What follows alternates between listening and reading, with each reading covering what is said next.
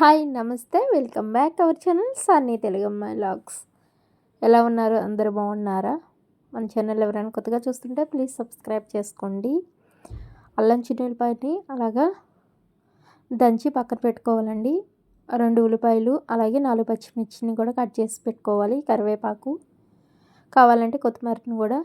ఈ చేపలను ఏమంటారు అనేది కూడా కామెంట్ చేయండి నాకు. ఒక్కొక్క సైడ్ ఒక్కొక్కలాగా పిలుస్తారు కదా.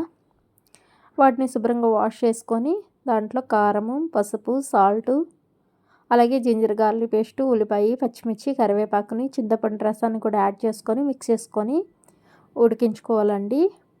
బాగా దగ్గర పడేదాకా ఉడికించుకోవాలి. చాలా బాగుంటుంది ఈ చేపల కర్రీ. కర్రీ కన్నా ఎక్కువగా ఫ్రై అయితే ఇంకా బాగుంటుంది.